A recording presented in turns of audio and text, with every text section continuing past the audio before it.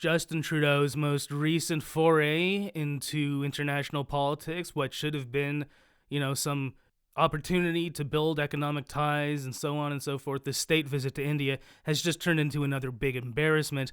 And it's made international headlines, even the Washington Post has reported on it, Business Insider has reported on it, and not in a good way. They're not fawning over Mr. Trudeau anymore. People are finally, I don't know how it took so long, waking up to the fact that he's a moron. He's a moron. Okay, we can go into how asinine so many of his other policies, so many other things that the libtard mainstream media previously latched onto and celebrated were also pretty moronic when you think about it. Making 50% of his cabinet women just because, even though 50% of the MPs in the Liberal Party aren't even women, so proportionally it doesn't even make sense. I mean, there's just, and look at my other videos, right? Trudeau's endless scandals, his ties with that Joshua Boyle guy, facing charges for kidnapping and assault and all the rest of it, clearly somebody with terrorist ties. I've been so focused on Justin Trudeau's ties to Islamofascism that I've never really delved into this whole Khalistani thing, but now that's been brought to the fore with this most recent visit to India. They invited a Khalistani terrorist to their state dinner. At the last minute, they retracted the invitation, but it made a big stink. Indians are like, what the fuck? What are you doing inviting that guy to your dinner? What the hell? And never mind the fact that they also flew in a celebrity chef from Canada. Like, what does that say? So, it's not just the playing dress up. I mean, if any Americans are listening, you guys probably don't know that in Canada we have had a children's show for many, many years called Mr. Dress Up. And it was all about, getting dressed up and playing make-believe. And I'm sure I'm not the only Canadian who noticed the similarity between Justin Trudeau's behavior and Mr. Dressup. Or like a child that would like Mr. Dressup. I think Mr. Dressup would have made a better prime minister, to tell you the goddamn truth.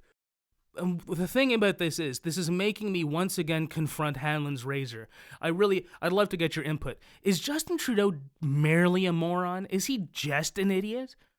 Or is there actual malice behind it too? Because when I, talk about his brother's ties to the Iranian regime, I've talked about his ties again with Joshua Boyle. Joshua Boyle clearly being, at the very least, let us say, friendly with Islamofascists. But of course, Joshua Boyle's facing all kinds of charges, kidnapping, assault, administering a noxious substance. And there's pictures, of Justin Trudeau hanging out with him, buddy. Just like there's pictures of Justin Trudeau with this Jaz-Paul Atoile going back years. So is Justin Trudeau, is there malice? According to Hanlon's razor, we can't attribute to malice what is adequately explained by idiocy. Is Justin Trudeau merely an idiot? Or is he also actually a traitor who's willfully working to destroy Canada? I mean, when you look at his fiscal policies, what are we at? 36 billion plus in spending? Taxing the living hell out of the middle class? It really is class warfare against the middle class. He's trying to turn the middle class into a lower class. He's trying to obliterate the middle class so that there's only haves and have-nots. We can go down the line looking at all the various things that he's done, and we can ask ourselves, is this just the result of stupidity? Stupidity, via the lens of ideology, because it's all so liberal and commie, and we know he loves commies, of course. We know he loved Fidel Castro very much so, may or may not have actually been his father.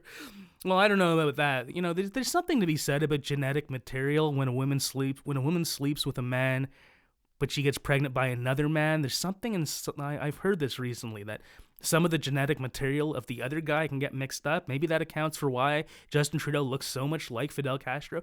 Anyways, either way, we know Justin is very left-leaning. And when you mix that up with being a frickin' moron, then it starts to become very hard to draw the line of, is he an actual traitor, actually willfully, with intent, trying to destroy the country, or is he just an idiot? I kind of don't like the implicit dichotomy anyways, because I'm a person who has always felt like stupid people are intrinsically dangerous. They are intrinsically dangerous. And I've always felt, I'm always put on the defensive by really stupid people when they start talking, because it's like, whoa, I've always felt that naturally stupid people are dangerous and need to be watched. Let alone elected as a leader of a country? What the hell? And that's the other thing I wanted to go into. The psychological thing about it is, look, we know that he comes from a broken family. We know that his father was a womanizer, and according to some people I know in real life, it isn't just women that he liked to fool around with, if you catch my drift, but let's not go there. And we know that his mother had serious psychological problems. She had something like a mental breakdown. She went around with the Rolling Stones, with Mick Jagger, and so on and so forth. And we know from seeing some video clips of Justin Trudeau, like, he's not all there. I mean, I know this one is from a funeral, but this always bothers me, the way that he's behaving in that when he gives that eulogy. Friends, Romans, countrymen.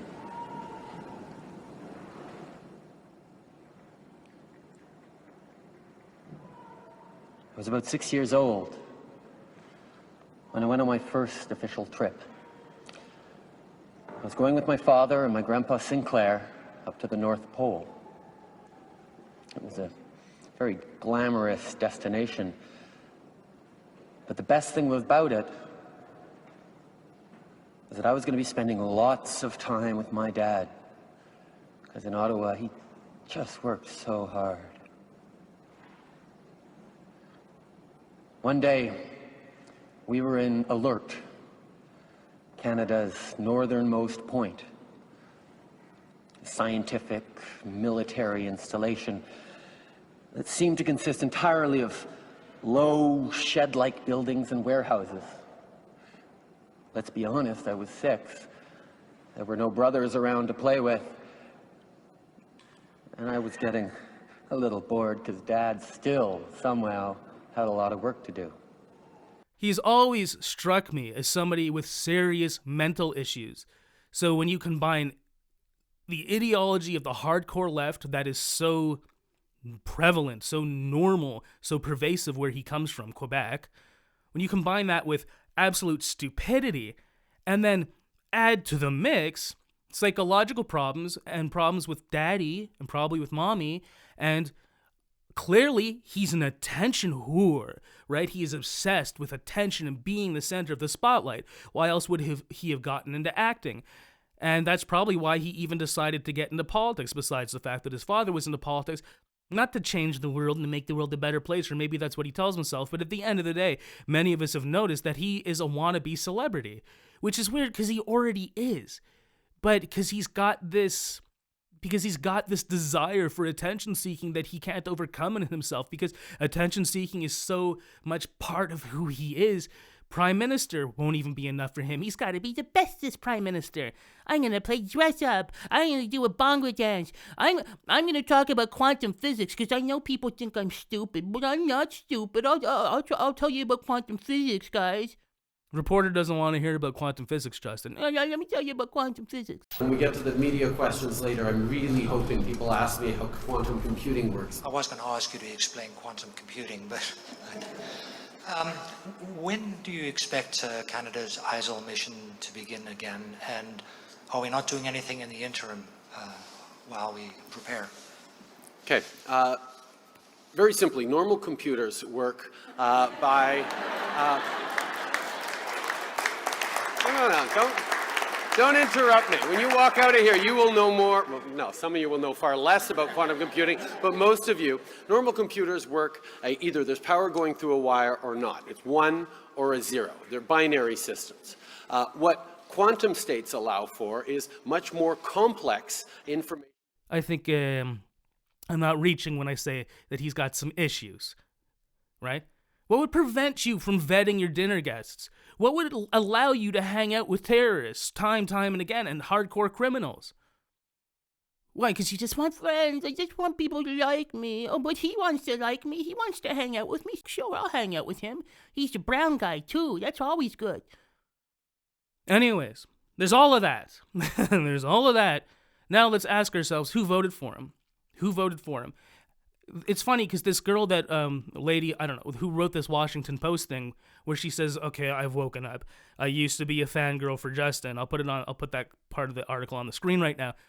I used to be a fangirl for Justin, but now even I've woken up. It's like, really? How did you only just wake up now? Who are these people that voted for Justin? Listen, the thing about bad people like the Joshua Boyles and the Jazz Paul Etoiles of the world is that, bad people take advantage of stupid people.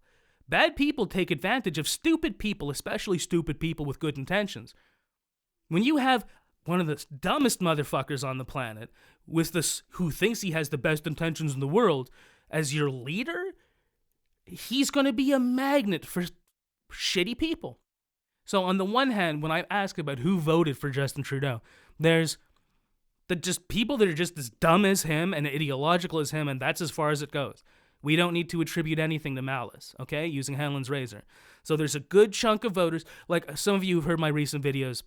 I was talking about being in the hospital and this woman was just doing her knitting, middle-aged to elderly, almost elderly, say in her late 40s, white woman doing her knitting, and she just starts blabbing and blabbing about how evil Trump is, and on the basis of nothing. There was nothing substantive to it.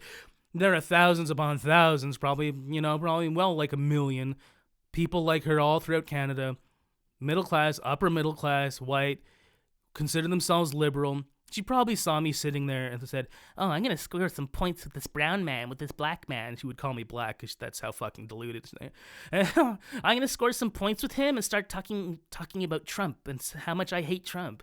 That'll be good. He'll like that. Yeah.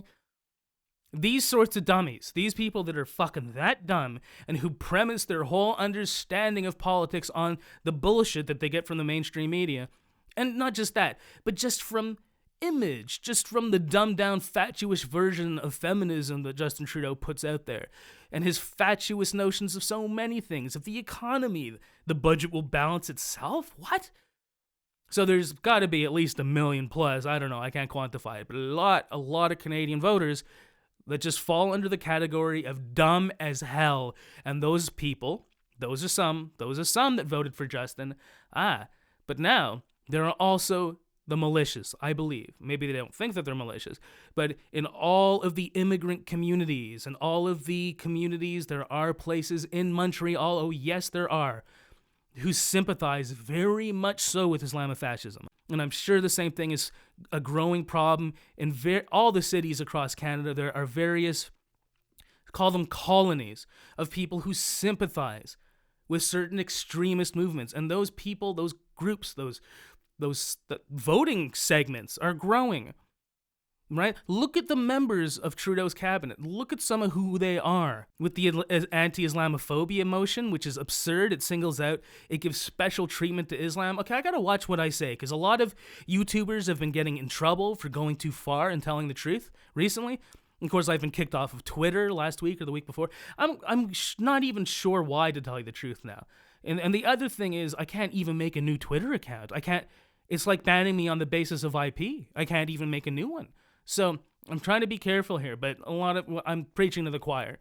So I'm just trying to say, though, using Hanlon's razor, it's kind of fallacious in a way to use it, because with Justin Trudeau, it's hard to apply because his stupidity, for all intents and purposes, looks like malice. So why bother making the differentiation? And in terms of the people that were stupid enough to vote for him, well, there's those that are stupid, but there's also those who have agendas.